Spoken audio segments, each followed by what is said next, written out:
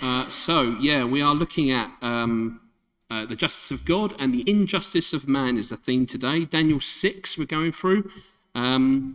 Probably one of the most popular chapters, along with the fiery pit and all that stuff. This one is now the lion's den. And time and again you'll hear about Daniel and the lion's den, or certainly his friends rather in the lion's den. His friends in the pit and Daniel in the lion's den. You'll hear that he prayed regardless of the new law that was meant to stop him from praying, that we'll read about today. And there is a spoiler alert. You will hear that Daniel was in the lion's den and didn't get eaten because an angel protected him. And the theme often is, of course, how Daniel trusted God when he was effectively told to reject his God by the law of the land. You will even see in your Bible that the added subtitle at the top of Daniel 6 is something like Daniel in the lion's den.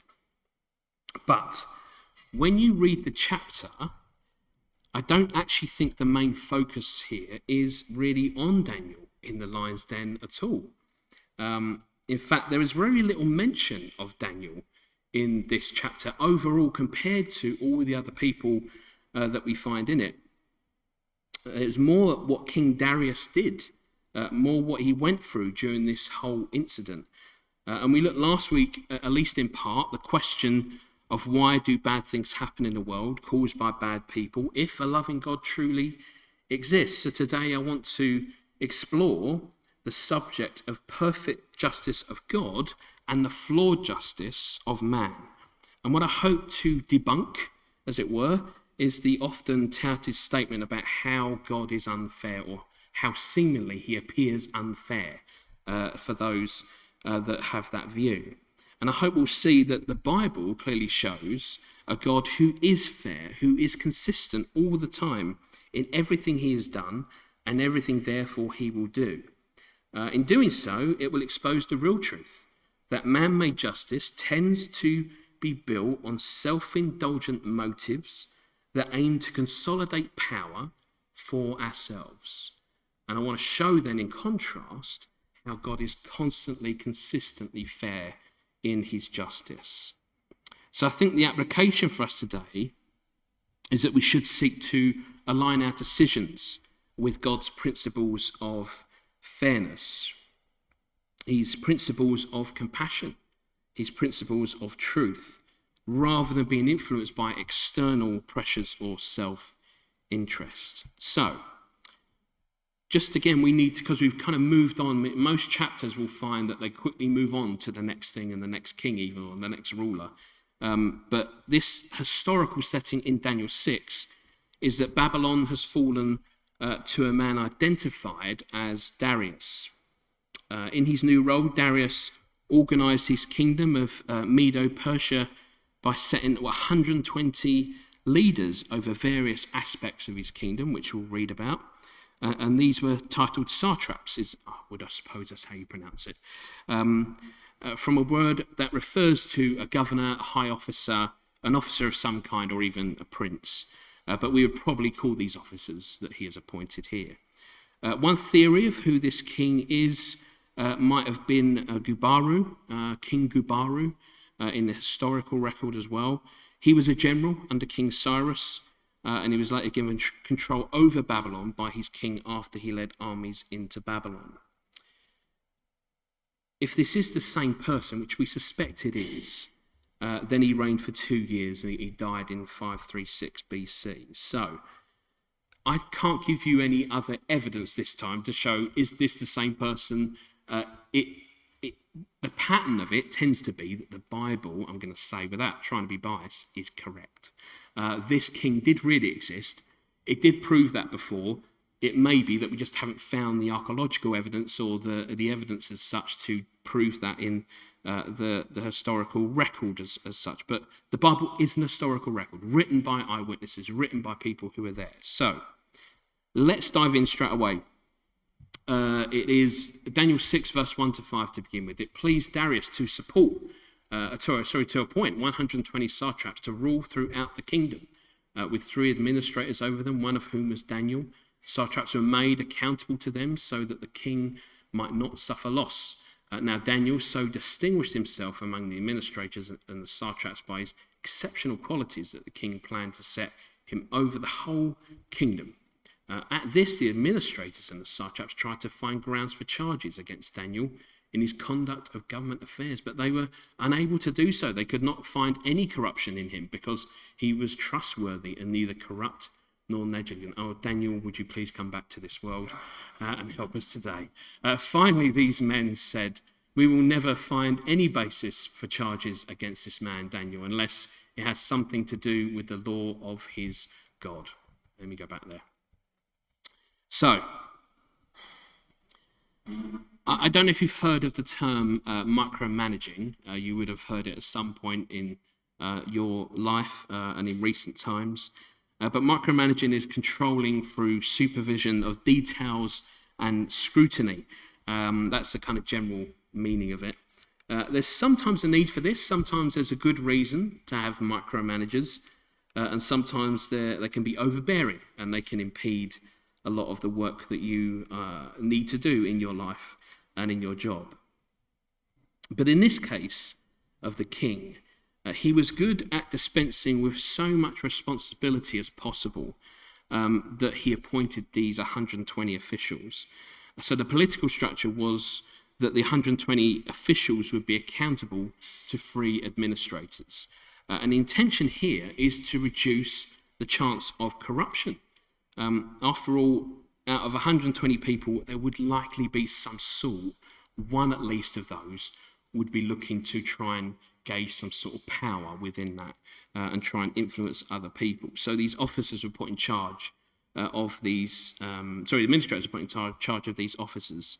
And so what they would do is they would create this environment where it would try and avoid embezzlement, fraud, as it were, so that these officers, 120 officers, could not get away with just kind of feeding their own pockets, taking off the top and putting their money away and taking the king's money, as it were, away from him.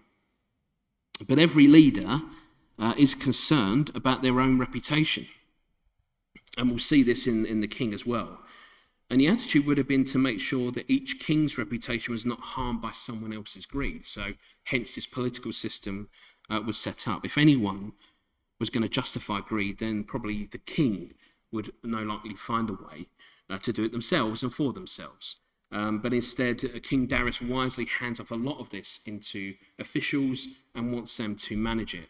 And again, we find ourselves with this early example of what happens when people are happy with the appearance of law and order and of justice, but do not want it applied to themselves. We see that they do not like that Daniel is going to be over them, in charge of them. The 120 officials so annoyed by Daniel's attention to detail and truth that it means they cannot get away with what they want to get away with. So it appears they try to find in Daniel what they know is actually within themselves, a corrupt and selfish heart. Their act of trying to find what's wrong with Daniel is a revelation of who they are. And yet they don't obviously realize that, they don't acknowledge it. But in fact, finding what's they want to find in Daniel is in fact what's really in their own heart, which is selfishness and corruption. But I look at this and think of that thing we need to do to make ourselves feel okay about being lawbreakers. It comes back to this thing that came into my mind. It's not just me doing it, others are too. And there seems to be a kind of, it's okay when other people are doing it too, so therefore I can also be allowed to do or break the law or do something wrong because there's others as well. And there's a need to feel that others are as bad as us. But not in order to understand the depths of our sin, not in order to understand why we need Jesus, rather to justify our bad nature and our sinfulness. We might say, if everyone else is the same, then at least we're all in the same boat. Of course, that attitude tends to capsize the boat rather than look to protect the occupants of this figurative boat. It tends to be everyone for themselves. Now, they said the only way to get to this Daniel is if we use the belief in his God and the obedience he has to his God against him. How can we do that? In effect, how can we put, they say, a stumbling block between Daniel and his God in regard to what he has promised faithfully to do for God? And so then we continue, verse 6 to 9. So the administrators and the satraps went as a group to the king and said, "O King Darius, live forever." They're such grovellers. They grovel to get what they want. The royal administrators, prefects, satraps, advisors, and governors have all agreed that the king should issue an edict and enforce a decree that anyone who prays to any god or man during the next 30 days, except you, O king, shall be thrown into the lion's den. Now, O king, issue the decree and put it in writing so that it cannot be altered in accordance with the laws of the Medes and the Persians, which cannot be repealed. So King Darius put the decree in writing. And this is an interesting situation. The setup here is that there are 3 administrators over 120 officials.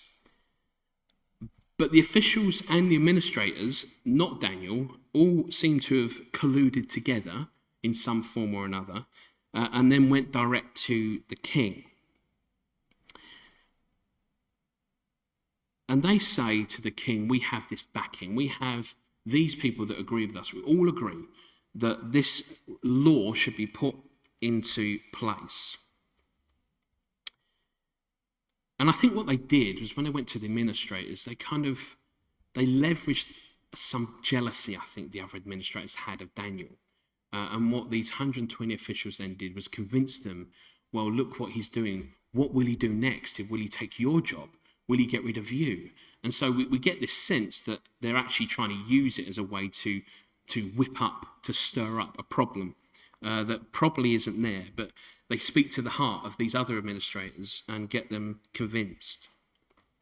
And so we see even these overseers, these administrators, can be corrupted if you really speak into the heart of what they want. We find that even today, don't we? We can find that there are people who promise things, certainly in our government, and then when it's time for government, they roll back slowly. They're influenced, maybe, shall we say, in some way or another to water down things, to change things, because it doesn't quite suit the narrative of those that it will affect.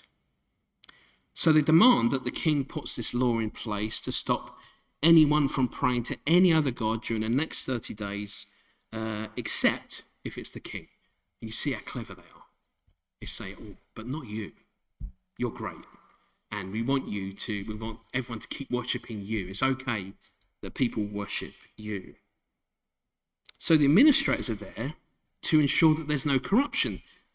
But the officials use that system to make their requests seem acceptable. They corrupt, in a sense, even the other administrators. They game the system. A story as old as time, right? Gaming the system, which still goes on today. Because the administrators' oversight gives them credibility. So they'll go to the king and they say, not only us, these other administrators also feel this way. It gives them some sort of credibility to the king. So the king is like, well, of course, if they're in agreement with them, then therefore it must be right. But what they're doing is this. They're putting on this appearance of justice. They're putting on this appearance of what is so-called right. But it's still flawed enough that people can take advantage of it. They're not being insubordinate by appearance. They're not even insulting Daniel to the king. They're very carefully crafting a piece of legislation that they know will affect Daniel, but clearly they know they can get away with it if they present it to the king. He won't think about that this will affect Daniel. But their motive is purely to rebel against authority. And it is, as we've said earlier, mainly because Daniel, and at least before this, the officials stopped them from being corrupt. They stopped them from doing corrupt things. But they want to be corrupt, so they need to get rid of Daniel. They need to get rid of this honest guy. Why have we got this honest guy who is looking over us and doing his job really well? Don't want him. Want to get rid of him. And so I thought of this verse here, Proverbs 14, verse 12. There is a way that seems right to a man, but in the end it leads to death. This is what they are doing. It seems right to them, and why does it seem right to them? Because their heart is sinful. Their hearts are full of corruption and deceit, and they want what they want. Our ways appear right, not because we're naive, but because of that appearance of right suits our skewed moral compass of right.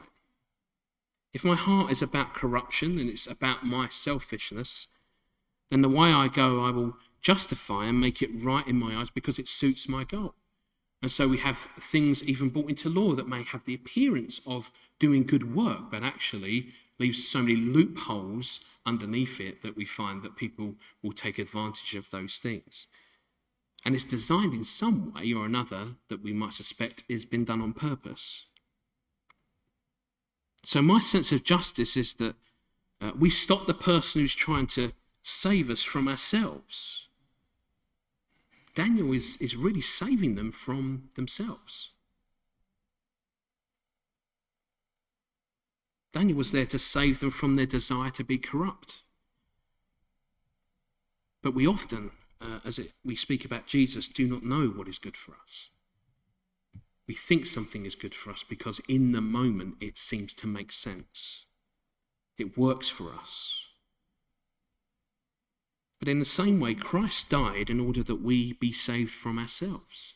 Christ died on the cross so that we would be saved. He took our attack on him on the cross from the very people he was dying for. And why? Because we don't know what's good for us. But we find these same tactics being used by the Pharisees to goad and manipulate Pontius Pilate to punish Jesus and to kill him. We see this in John 19, verse 12. From then on, Pilate tried to set Jesus free. But the Jews kept shouting, if you let this man go, you are no friend of Caesar. Anyone who claims to be a king opposes Caesar. This is the worst thing you can say to Pilate. Pilate is under Caesar and he has to do everything he says. If this gets back to Caesar and he believes it, Pilate is in trouble. And so we do find it in Daniel 6, verse 7. The royal administrators, prefects, satraps, advisors, governors have all agreed that the king should issue an edict and enforce a decree that anyone who prays to any god or man during the next 30 days, except to you, O king, shall be thrown... Oh, that's the wrong one. Is that the right one? It is the right one. Sorry. Shall be thrown into the lion's den. It is the right one. But in both cases here, it speaks into the pride of these rulers. What they're doing here is kind of speaking into the king's pride right now. In the same way, they're speaking into the pride of Pilate and saying, look, you hold this man dear. You will do everything that he tells you to do. If he hears that you're not doing that, he's going to come after you. And instead of doing what is right, he does what works for him. In the same way, to some degree, the king is doing what works for him. He's been presented with a thing that says, clearly this is right. You shouldn't be praying to any other god except this king. And so he says, oh yeah, you're appealing to my pride. Why wouldn't I agree with that?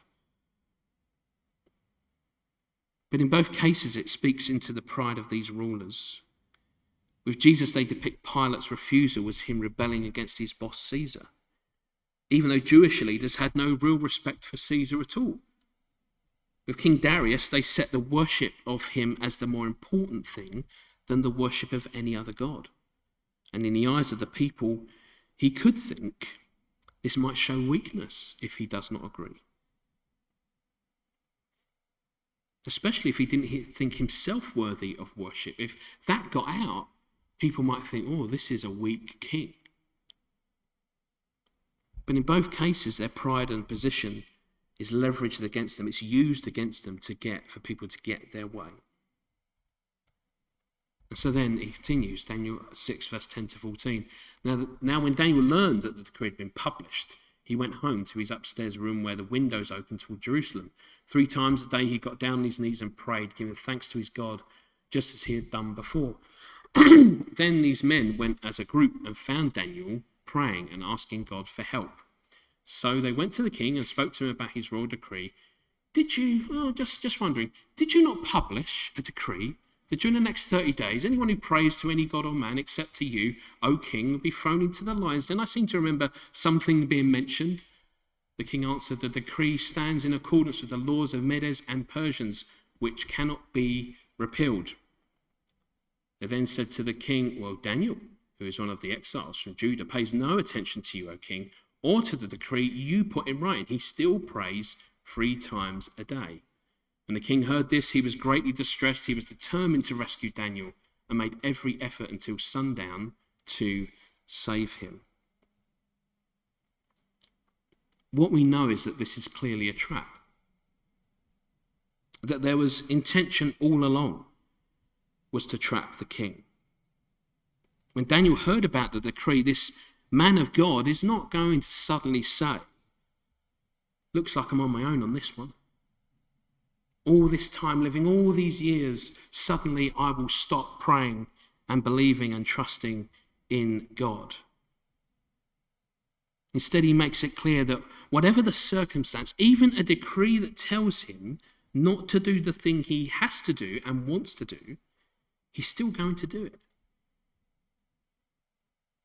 He's asking God, the text says, as he usually does, "Lord, what do I do?" Now, the way the officials phrase this question to the king is, of course, interesting. Verse 12 says, "So they went to the king, spoke to him about this royal decree. Did you not publish a decree that during the next 30 days anyone who prays to any god or man except to you, O king, be thrown into the lion's den?" The king answered, "The decree shall stand. The decree stands in accordance with the laws of Medes and Persians, which cannot be repealed." Now, the reason why, there's 2 reasons, I think, why this question is phrased this way. Firstly, they know the king favours Daniel and holds him in high regard, and so they put it to him. But secondly, since the king signed this decree in the law of Medes and Persians, it literally means, when they say that, to be irreversible. So they make that statement in a couple of places in our text to mean once you do that, it's irreversible. You can't change it. You can't go around it at all. But the king and the officials know one more thing. The king knows he cannot make Daniel an exception, for that would weaken his authority in the eyes of these officials. This would go against the political structure he set up to stop people from being corrupt and contradicting the law. And so the officials know this, and they use it against him. And so they trap the king in an unescapable bind. They tie him up with law and legalism to trap him, as well as Daniel. Verse 13 to 14 says, "Then they said to the king, Daniel, who is one of the exiles from Judah, pays no attention to you, O king, or to the decree you put in writing. He still prays 3 times a day." When the king heard this, he was greatly distressed. He was determined to rescue Daniel and made every effort until sundown to save him. This is a problem, isn't it? Because he makes every effort, but it won't mean anything, because there is nothing he can do. But it does speak of a very different approach of King Darius to King Nebuchadnezzar, to even the previous king. It speaks of one who does, and we saw that, he values Daniel. He really does respect his skill, respect his work, his trustworthiness. And whilst he's going to make every effort, we know there's no way he can get around this. So then it continues, verse 15 to 20. "Then the men went as a group to the king and said to him, 'Remember, O king, that according to the law of the Medes and the Persians, no decree or edict that the king issues can be changed.' So the king gave the order, and they brought Daniel and threw him into the lion's den. The king said to Daniel, 'May your God, whom you serve continually, rescue you.' A stone was brought and placed over the mouth of the den, and the king sealed it with his own signet ring and with the rings of his nobles, so that Daniel's situation might not be changed. Then the king returned to his palace, spent the night without eating, without any entertainment being brought to him, and he could not sleep. At the first light of dawn, the king got up and hurried to the lion's den. When he came near the den, he called to Daniel in an anguished voice, 'Daniel, servant of the living God, has your God, whom you serve continually, been able to rescue you from the lions?'" This is an incredible part of this account. never have I seen someone, probably, we may see it in other places, but certainly this king has such respect for Daniel that he cannot even sleep. He cannot even get any sleep that night. And remember, what he had to do was he had to roll this stone, or they rolled the stone over. Not only that, he literally sealed his fate with the signet ring. So a literal sealing of his fate. He seals it to say, this is the king's command. This is what the king has done. And it doesn't say it, but I imagine that must have been incredibly painful. Because it is clear that King Darius does not want this to happen to Daniel. But he has to carry out these edicts that he brings into law, even if it is someone he truly respects. Even more than that, the king knows Daniel's unrelenting dedication to his God. And I think of that scene when he says, may your God save you. I don't know what that must have been like, just to shout in there the last time he sees him and says, I hope your God saves you.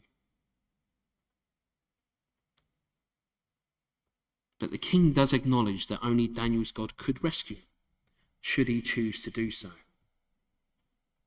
And we do need to see one big difference here between that of Daniel's relationship with Nebuchadnezzar and Daniel's relationship with Darius. Nebuchadnezzar was quick to relent to those officials around him and attempt to put Daniel and his friends to death. There is a similar pattern here in King Darius, only when it's revealed that Daniel is affected by this, he doesn't want it to happen. We saw. He tries every way to try to save him from it. Whereas King Nebuchadnezzar seems to literally go whatever he was told. He didn't even try. After Daniel was still obedient to the king, he didn't even try at the first time to stop them from doing it. He just says, yep, you've spoken to my pride. I can't have this guy coming or seemingly rebelling against me. King Darius is more like Pilate. Pilate reluctant to condemn Jesus. But he still valued rule and reputation above what was right. King Darius was reluctant to put Daniel in the den, but he did so in order to protect his rule and reputation. But the foolish law the king had enacted had, so he thought, led someone whom he respected into a gruesome death. The unjust and terrible loss of an honourable advisor means he's unable to find any comfort and so sleep soundly, even enjoy the entertainment he would normally have at night. I'll leave that to your imagination. You know what entertainment means. It's a king of ancient times. You know what they would have done. So even then, they didn't want any of that stuff. That's a lot. That's a big thing. A king of this time, what probably many kings would have done is said, I want that to take my mind off of it. I want this entertainment to take my mind off of it. But so affected was he that he didn't even want that. He couldn't eat.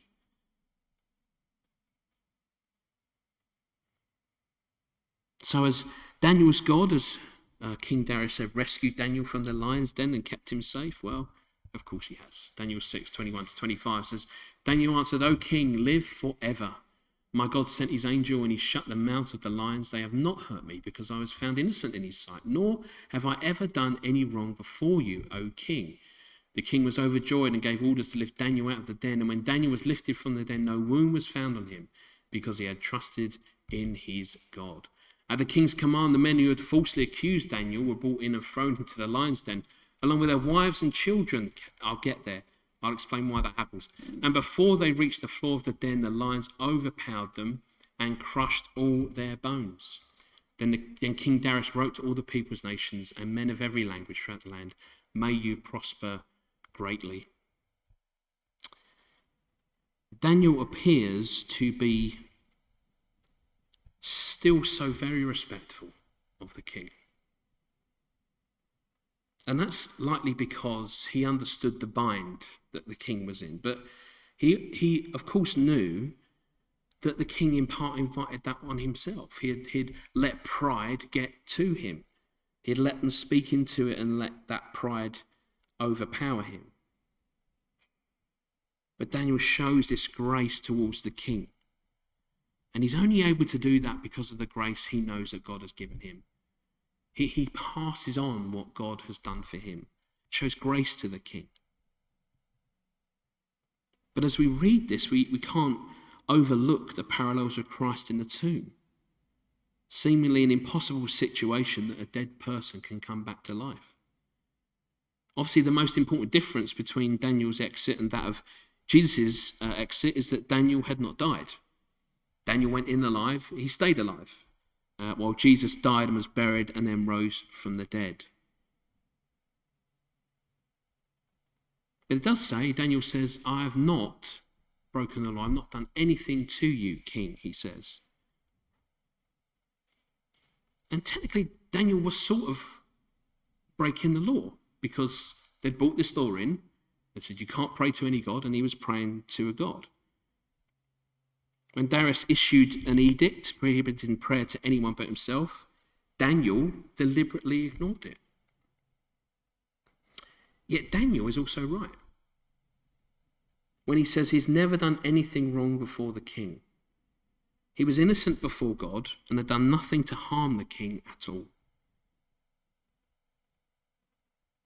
The law, as it turned out, which Daniel had supposedly violated, was a malicious conspiracy with no other purpose other than to trap him. It did not have the best interests of the king at heart.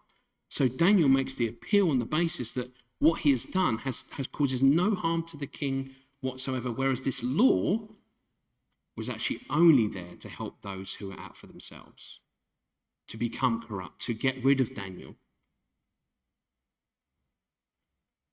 A quote here says, Daniel did break the king's law, but he did not go against the king or against the king's best interest.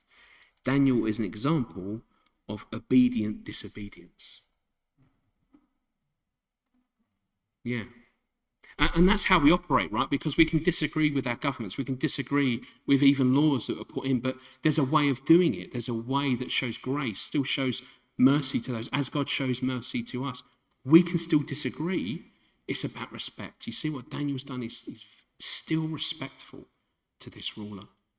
He still does it respectfully. He says, you're in charge, if only because he knows God has allowed this man to be in charge, at least for this time. And so it's a really important aspect of a Christian's life is that the reason why we still sit under the authority is God tells us to sit under the authority of the ruling government. But that doesn't mean we agree with everything that government does. And so Daniel shows us here this really good example of how to be obedient to God, but rightly so, disobedient because the law that was put in place was actually flimsy. It was all about someone else's evil scheme, as it were, to get what they wanted.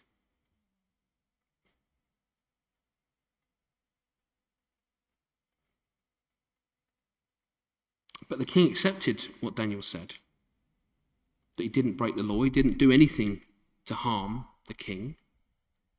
And I think that's right. What I think from the king's point of view is that he saw Daniel's God save him. And so I think now he's thinking, so Daniel must be okay. He must have been all right to do what he did because his God has saved him. And even Darius acknowledges that this God is the living God that has some power. He acknowledges some power of this God.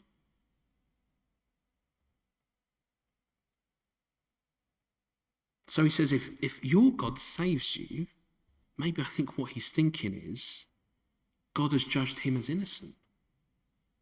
God has not allowed the lions to get him, to eat him. And really, what human law could override that? But then, of course, it's somewhat unfortunate that we now have from one extreme to the other, that the king had not properly fully understood God's grace on Daniel, and so should have obviously acted that grace onto those that were even trying to trick him. And instead he throws his officials and their families into the lion's den. This isn't, sometimes people use this to say the Bible is horrible, and this is why we shouldn't believe in it. This is ancient culture. This is what they did. When officials did something wrong, it is noted, it is seen in history that they would put their entire families to death when one of these officials would do something wrong. It was a crime against the nation, it was considered as. And so it's not the Bible enacting some sort of okay for King Darius to do it. It's really just depicting the culture of the time. This is what these kings would do. They would not have their power changed. They would certainly not entertain someone tricking them into signing a law, especially the gravity of which they attach to it, which is that it's irreversible. So you see, all of that rage and anger comes from that place because they think, you've tricked me. You have put me in a position where you knew this was the reason for it. And so the ancient culture of this time is to kill the families of those people. But it did prove one thing, which was helpful, just in an evidential way. The lions were hungry. They were hungry. Think about the families, the amount of people that would have gone into there, 120, maybe not all of the officials, but certainly the ones that probably led that group, and then their families went in. It is proving a point. It's horrible, but it's proving a point. The lions were hungry. Daniel stayed in there all night long, and not once did the lions eat him. So we know there's a miracle happening. We know the angel has come and has stopped these lions from eating him. And I love these little bits. As horrible as some of these things can be, it proves the Bible to be true. It proves the accounts of these things to be true. And so then he continues, 26 to 28, I issue a decree that in every part of my kingdom people must fear and reverence the God of Daniel, for he is the living God and he endures forever. His kingdom will not be destroyed. His dominion will never end. He rescues and he saves. He performs signs and wonders in the heavens and on earth. He has rescued Daniel from the power of the lions.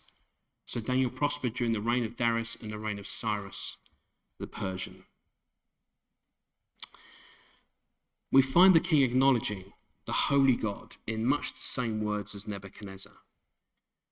And while I don't believe that King Darius at this stage believed in God, I do think that there was a lesson taught to King Darius.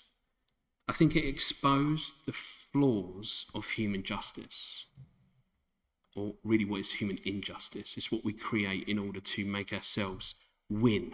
We want to be the winners. And so there are people in power that have certain power that will influence and say, I'm going to try and get this in order that I benefit from this. Expose the flaw in our system that humans, sinful people, put in sinful things into the world. They put sinful laws into the world. In this case, the king was swayed by the deception, but the deception spoke to the king's pride. He's not innocent in this. This is an unjust situation for Daniel, but it was not one put on Daniel by God himself. It was by human choice to scheme and use flawed human justice to their own advantage for their own selfish gain. But I go back and think about Daniel's prayer when he heard about the decree that could well have been a prayer that we might find in Psalms. And Psalms is rich, full of God's law about how they're so grateful and worship God for it. But one of these is Psalm 19, verse 7 to 11. The law of the Lord is perfect, reviving the soul. The statutes of the Lord are trustworthy, making wise the simple. The precepts of the Lord are right, giving joy to the heart. The commands of the Lord are radiant, giving light to the eyes. The fear of the Lord is pure, enduring forever. The ordinances of the Lord are sure and altogether righteous. They are more precious than gold, than much pure gold. They are sweeter than honey from the comb. By them is your servant warned. In keeping them, there is great reward. I think as we've read this in Daniel 6, I think it does remind us to place our trust in God's perfect justice. It reminds us that whilst we cannot always do it, we need to, as best we can, live with integrity, courage and faith, knowing that God is always faithful. God is always just. And even as God shows no favoritism in the way he puts down perfect justice, he promises that for those who trust in his ways and his laws, they will be delivered by them. The law will deliver you from sin, and Jesus will bring you into salvation.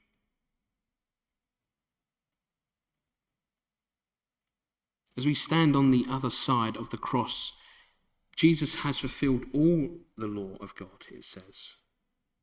And by his blood, we're given grace and are saved by his work. Far from being unfair, God's justice is perfect, waiting to deliver those who believe in him from death into life. There is one thing here that as I was just writing this last part, and I thought, this is in any country, with every government that comes in, they change laws, override laws. I don't suppose they change them technically, they override the previous law by putting another law in, by their own, what they feel like doing. That's my moral compass, therefore I'm going to do this. One of the main reasons I became a Christian was that reading the Bible, what God has done and continues to do, it doesn't change.